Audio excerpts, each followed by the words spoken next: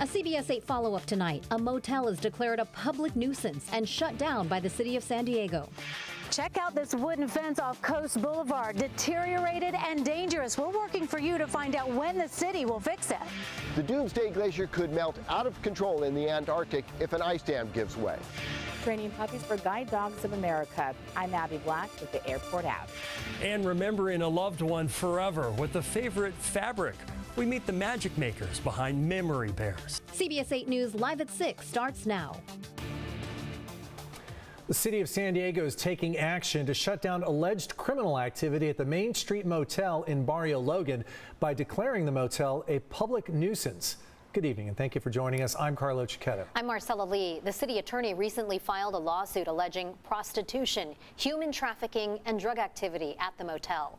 As CBS 8's David Gottfredson reports, the lawsuit says police were called to that motel more than 200 times over the past 4 years. The Main Street Motel sits right around the corner from Dalbergia Street in Barrio Logan, a hotbed of prostitution that has plagued the city for years. The red light district became the focus of several CBS 8 Working for You reports after residents and business owners complained about sex workers and pimps in the neighborhood at all hours. At 7:30 in the morning, I'm taking my kids to school. They're already out here. Now the San Diego City Attorney's Office is taking action, filing this lawsuit earlier this month, seeking to declare the Main Street Motel a public nuisance.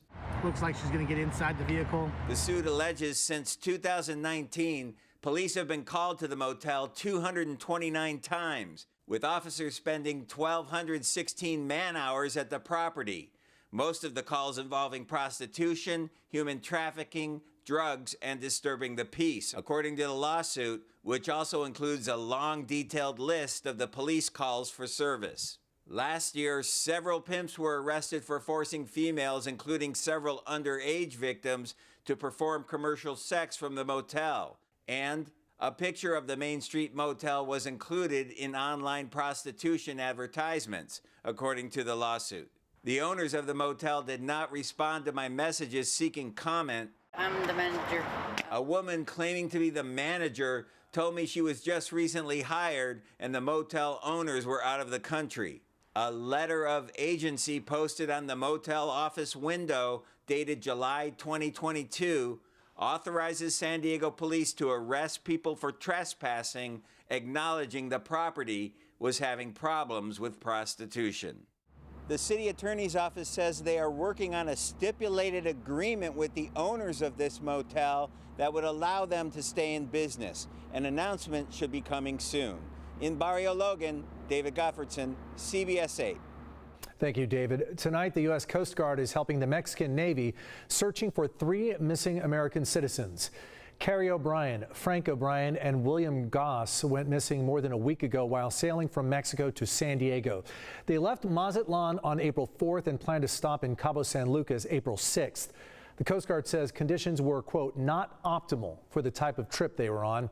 Anyone with information about the trio is asked to contact the Coast Guard. The number 510-437-3701.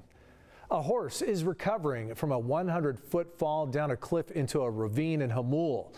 Dobby was rescued from Hollenbeck Canyon off Honey Springs Road late this morning. He fell in last night. His rider jumped off to safety and was not hurt. The San Diego Humane Society, along with other crews, walked Dobby out of the rough terrain to safety. Our crews were there for the whole thing. Mechanical problems prevented a helicopter rescue for the horse. Dobby's safe now, but does have a long road to recovery, we're told.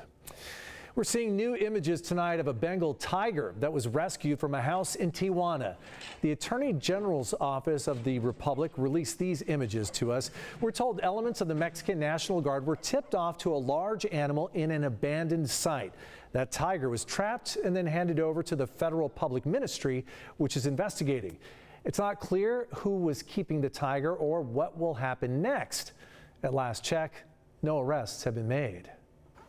The coastline of La Jolla. People come from all over the world to see it. But a railing to keep people from stepping onto the cliffs is deteriorating, and it's dangerous out there. CBS 8's Anna Laurel is working for you in La Jolla tonight to find out when this highly visible fence could get fixed. This is that iconic viewpoint here in La Jolla, right off Coast Boulevard. But check out this wooden fence the locals are worried about. And they say for the price they pay to live here, this fence should be fixed. These wood pilings, they've probably been here for maybe a couple of decades, maybe more, and you can just see termites. I mean, it's severely deteriorated. Yana Farella lives and works in La Jolla. She's walked by this yellow caution tape and broken fence line for weeks. If I'm here like at 10 or 11 on a weekend, there are going to be literally hundreds of people. And this is what separates them from the sharp ocean cliffs. Rails are broken, fencing between the rails gone. She tagged the city of San Diego in an Instagram post saying, "You need to get this fixed ASAP." Dangerous. I found out today, even though it is city property, it's not so easy. The city is fully aware. The response is just we don't have the funds. We don't have the manpower. I first reached out to City Councilman Joe LaCava's office. He represents this area. He's in Washington, D.C. with the mayor today, but his staff told me about a private partnership the city is considering to repair the fence. That white fence, it's ugly, it's dilapidated, it's falling over. And it's dangerous, even with caution tape up. People lean against it. Bob Evans is the president of La Jolla Parks and Beaches Incorporated. They raise money for improvement projects. It's just being able to tackle a project that the city doesn't have the resources, nor the personnel, nor the funding to do. Several months ago, they applied for a right of entry permit from the city's transportation department. It would give Bob's group the green light to repair and replace fencing that in total stretches nearly 2 miles. There's nothing high tech, there's no engineering involved. It's repair and maintenance and beautification and in vegetation management. Thursday, Bob meets with city transportation. He says both sides will talk about their visions and how to get it done. I hope we can get it done in this year, 2023. It can't come soon enough for people like Yana. It's an embarrassment. I reached out to the city. Late this afternoon, they said they have no information about emergency repairs, but confirm Thursday's meeting. Working for you in La Jolla, this is Anna Laurel for CBS 8. Right, Anna, thank you. And here at CBS 8, we do want to help solve problems affecting you or your community. If there's an issue you'd like us to look into, a concern perhaps, email us workingforyou@cbs8.com. Mayor Todd Gloria and nearly 200 other San Diego leaders are in D.C. pushing for more funding to help our region. The San Diego Regional Chamber of Commerce says this is the largest delegation ever to travel to the capital. Key issues include funding toward a solution for the county's homelessness issues, housing affordability, and border security. Another hot topic is infrastructure, specifically U.S.-Mexico water infrastructure to prevent sewage spills.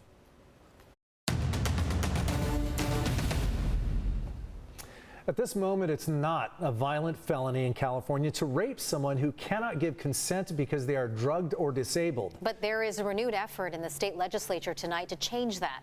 As our political reporter Morgan Reiner tells us, this isn't the first time this has been efforted. One of the authors of the bill told me this is their 9th attempt at changing the definition of rape. What makes it different this time? I'm told they narrowed it down. When you say to women in my district that raping an unconscious woman is not a violent crime, they have a physical reaction. Republican Assembly member Megan Daly will then try to explain to her constituents what that means. If you do not have any violent crimes, felonies on your record, you can be released early. Why is it like that? Voters passed Proposition 57 in 2016. It was supported by then Governor Jerry Brown. Criminals charged with nonviolent felonies would have the opportunity to get out early, but the proposition did not label all types of rape as violent. I understand that members of the Senate may be concerned about adding another strike to the 3 strikes law and prison overcrowding, and I too share that concern. However, we must protect victims here in California and not give criminals more rights. Democratic Senator Marie Alvarado Gil is the author of the bill she says is aimed at correcting a wrong. Just to put this in perspective, if a perpetrator were to rape a victim and go that extra step to drug them, it would be less of an offense. The bill will be heard in the Public Safety Committee Tuesday. It is unlikely that this will pass tomorrow in the Public Safety Committee. I'm a realist, but I also know that this is worth the fight. Tomorrow we will have hundreds of survivors at the Capitol steps telling their story. Hundreds of survivors that only represent a fraction of the women and men and children that continue to be victims of this crime. Republican Assemblymember Daly is more hopeful that this will pass the committee tomorrow because it has a Democratic author. She told me if this doesn't pass tomorrow, she truthfully doesn't know how those lawmakers could explain that to their constituents. Still ahead tonight, rallies in 2 major cities calling for a crackdown on assault-style weapons. Plus, in an Earth 8 report, the impact we could see if the so-called doomsday glacier doesn't stop melting. Cool and cloudy to kick off the week, but will it stay that way? I'll have your complete forecast after the break. And up next, a bittersweet 127th running of the Boston Marathon as the tragedy of 10 years ago is remembered.